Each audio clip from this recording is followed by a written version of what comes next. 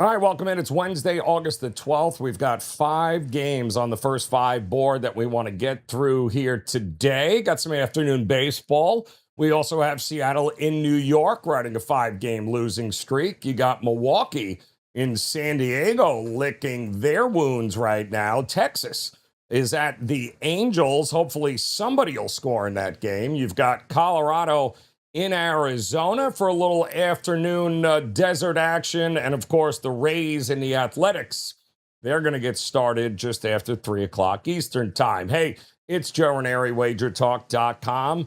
Let's dive in to some of these first 5 matchups here. And we're going to start in the Bronx here tonight with the Yankees taking on Seattle. They're sending the Yankees, Will Warren, to the mound. And the first 5 market opened up pretty even here. Seattle plus, just slight plus money. New York was around minus 128 to minus 135. That's not really what jumps out to me. What jumps out to me was the total, the first 5 total at 4.5 in a game where neither one of these lineups can actually hit water if they fell out of a boat. You got Warren with a 4.18 ERA across 22 starts now. And believe it or not, that number is about what he is. He misses bats. He doesn't tend to walk too many guys, but the runs still find him anyway.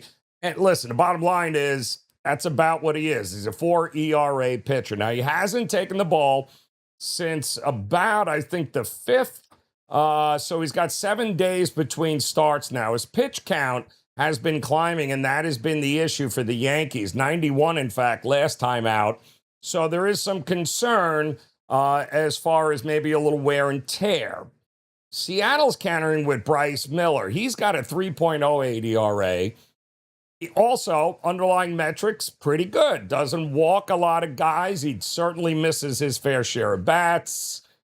But again, he's given up 4 earned runs in 5 innings against Detroit last time.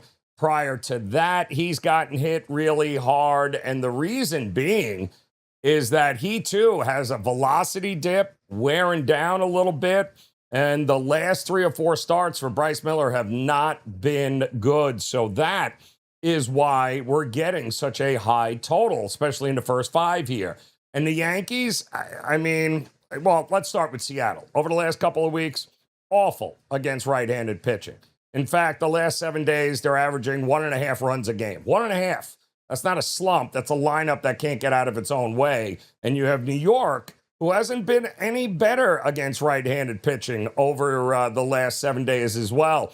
They've put up just under 3 runs a game. So I got 2 lineups that are ice cold. I got 2 righties who certainly can pitch. I don't want nothing to do with the side, but in a game that opened this split down the middle, the total to me was the way to look. I think the number 4.5 through the first 5 between these two, I'm going to take the under. I trust the arms more than I trust the bats right now in the Bronx here tonight. All right, next game up, we got Milwaukee at San Diego, and San Diego just hung 11 on the Brewers last night and Kyle Harrison. They have taken the first 2 games of this series. The market, however, is not budging. They still open Milwaukee as the favorite in the first 5, around minus 130. Now, the Brewers, they're sending newly acquired Dustin May to the mound. He's been pretty good, 4.30 ERA. He's pitched better than that. We know the underlying metrics have him closer to the upper 3s. He misses bats, keeps the walks down. He's a pro. His last outing, in fact, 6 innings, 2 earned runs against Pittsburgh, but Pittsburgh's lineup not exactly crushing it at the point. But the Padres, they're going with Robbie Ray. He's got a 3.24 ERA. That number is a bit of a lie here because the underlying metrics have him closer to a mid-4s guy, a lot worse than what that ERA is telling us. He walks far too many guys.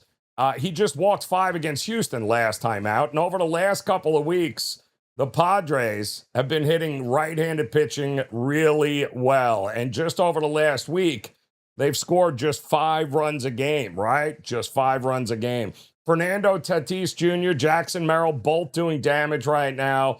Milwaukee's been decent against lefties. over that same stretch. Nothing scares you or jumps off the page. So the pitching edge, I think, belongs to Milwaukee here, but the better lineup belongs to the Padres. I'm not laying minus 130 with a road team when San Diego, the home team, looking for the sweep, opened up at just above plus money at home. I think that's enough value for me. Give me the better team right now, the better lineup. I'll take the Padres in the first 5.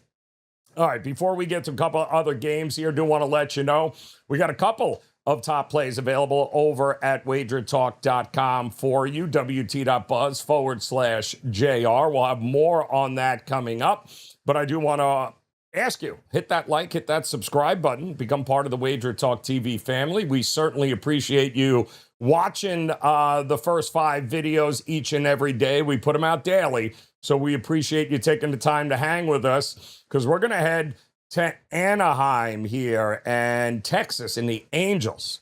That first 5 total sitting at 5.5. What? And these are 2 of the worst offenses in baseball against right-handed pitching over the last couple of weeks. Something in this scenario is wrong. Now, Texas is going with Cal Quantrill. He's got about a 3.56 ERA. The underlying numbers put him mid-4s, about a run worse. Doesn't strike out a ton of guys, but he's been pretty good. Does give up some soft contact here, and he knows how to pitch, and he's really been the utility arm for Texas now for the better part of a couple of months. Now, the other side is George Klassen, and he's got a 7.27 ERA with the underlying numbers saying, yeah, he's actually worse than that. He walks a ton of guys, and yeah, that's not good. That is really not good. And in only 3 starts, yes, the sample is small, but over the last couple of weeks, Texas, doesn't matter who you're throwing out there. Look at Ryan Johnson last night. They couldn't score but a run off of him. And that's been the MO for Texas over the last couple of weeks against right-handed starters. Now, the Angels, they've been even worse. The Angels have scored under 2.5 runs a game over the last week. Texas averaging barely 4. Klassen, control issues. Keeping me off this game and the total here at under 5.5. But Texas, that is a minus 125 favorite in the first 5. Quantrill's been there and done that. Listen, whatever else is wrong with him, he doesn't give free bases that can come back and hurt him later in the game. And the lineup he is facing, that's going to matter. Yes, Texas is terrible, also offensively. But, yeah, I'm going with the Rangers here. It's a light lean in the first 5, but I think they are the better team. And once you get to that bullpen of the Angels, despite what they did last night, it is not good. All right, let's head to Arizona. We got an afternoon game with Arizona and the Rockies. Let's see. Arizona opens up around minus 170 in the first 5 behind Merrill Kelly. It's a big number to lay with a pitcher who's got nearly a 5 ERA. And I will say this. The underlying number is saying across the season, he's been worse. But recently, he has been much better. He still doesn't miss enough bats for me, and the walks tend to get up there. He did just go 5 2/3. Only gave up, 1 earned run last time out against the Dodgers. But we all know the Dodgers, yeah, they're having a hard go of it themselves. Pitch count was down to around 80. So, but he is at home, and he is a pro, Merrill Kelly. He's been here, and he's done this before. Meanwhile, Colorado sending Ryan Feltner there. 5.71 ERA. And, yeah, the underlying metrics say he's not really any better than that. Or worse, I guess that's a good sign, right? He doesn't miss bats. He does tend to walk too many guys. But the interesting thing here is the Colorado bats have been actually really good over the last couple of weeks. Number 8 in Major League Baseball against right-handed pitching, in fact, over the last 2 weeks. They have, I believe, they have actually scored over the last 7 days just about 3 runs a game. But 2 weeks of hitting right-handed pitching well, I think that matters here because, again, Merrill Kelly is not missing any bats. Now, Jake McCarthy's been smashing it for him, by the way, and Arizona has kind of been ordinary against righties over the same 2-week stretch. It's indoors, no weather issues here. Two arms that tend to maybe get a little wild and give up some hits. First 5, total of 5.5. I think the over is live, but I'm not laying a -170 with Merrill Kelly. Instead, I don't see a lot separating these two starting pitchers. I think getting plus money and a half a run in the first 5 might not be a bad look here for Colorado in this one. All right, before we get to the last game, Tampa at the Athletics, I did tell you we've got a couple of best bets locked and loaded over at my page at WagerTalk.com. We're on a 4-1 run here, guys. WT.buzz/JR. Head on over there. Grab these best bets. I do love the value on the card here today. In fact, one of those is a 4% barking dog you're going to want to jump on sooner rather than later. WT.buzz/JR. We're going to head to Sacramento. We got an afternoon game. Tampa Bay opening up as a $2 favorite in the first 5. Yeah, and it's done nothing but steadily move in Tampa's direction ever since. Now, normally, a number this big is where I like to get off the ride, as they say, but not today, because the Rays are sending out Drew Rasmussen, 2.75 ERA, 22 starts. The underlying metrics tell me he's just about that.